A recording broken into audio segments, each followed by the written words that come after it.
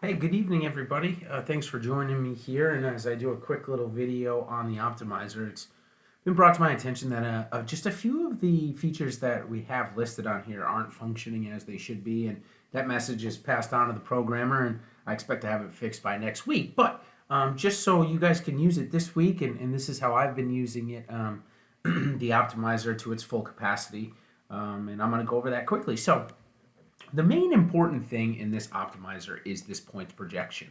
Okay, the way to sort by top points projection is the optimal number, all the way to the right hand side. Now, this points projection is how the lineups are made. So the goal of the optimizer is to match the points projection up with the top guys that can make a valid lineup between this price range, 30 and 50 in this case.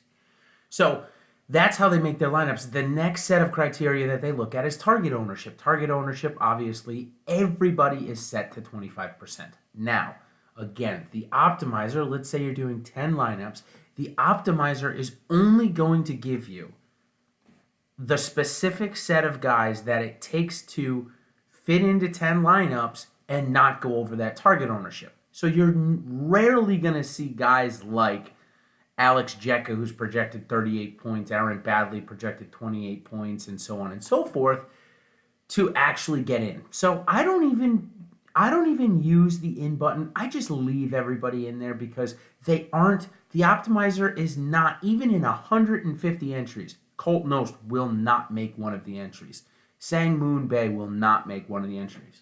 Now, that brings me to my next point I want to discuss. Let's say that the optimizer just doesn't recognize, or the model doesn't recognize Sang Moon Bae because he's been playing elsewhere and he's been playing super great elsewhere, but we don't have a lot of information on him, and you want to play him. The best way to get him in at the target ownership that is listed over to the right-hand side is to move up his points projections. So we know that basically, roughly, the average of points projections is going to be somewhere in the 70 to 80 range. So if we want to guarantee him to get in lineups, what you do is you just look at the top end. And again, the top end this week, Jordan Spieth at 124. Okay, so we're going to go back to Sang Moon, and we're going to say, all right, you know what? We're going to put in 100 because we know that Sang Moon Bae now will get in 25% because he's projected to get 100 points at a 6,600 salary. So you'll see here now when I press optimize,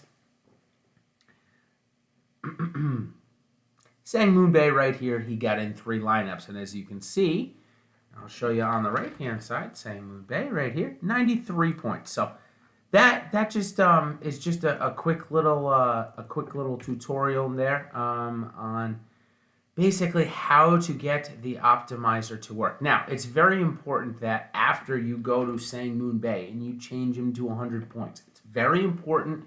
The only way the optimizer is going to truly work in its best form is to now get rid of the search bar. Make sure that the golfers are now sorted by alphabetically. So Aaron Badley or Adam Hadwin most of the time is going to be the first guy on the list, maybe Aaron Wise.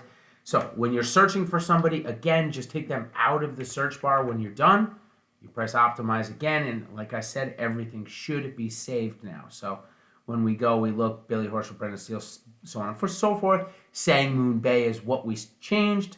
He's now in 30% of the lineups at a projected points of 100.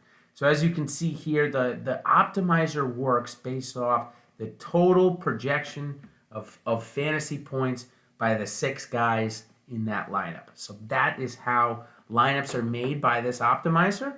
So you don't ever have to worry about clicking in guys like Ben Silverman, who are projected 27 points, unless, of course, you want them in there. So you don't even have to worry right now, again, like I said, until we get everything fully functional. You don't have to worry about the in button. You don't have to worry about the lock button. Now, let's just say you want to lock in somebody. Very, very simple, right? Let's say this week we are all in on Jordan Spieth. All you got to do is now change that target ownership to 100%. You press up, you press optimize.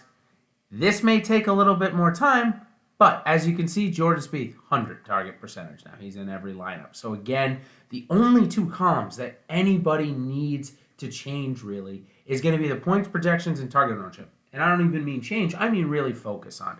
Of course, if you'd like to search and see the odds where they stand, you want to see Brad Messersmith or at BMessDFS ownership projections, we've got that loaded on for you. Of course, the strokes gained tee to green numbers, that's a yearly number. The optimal rank, as I said, that's how our model is ranking the players this week.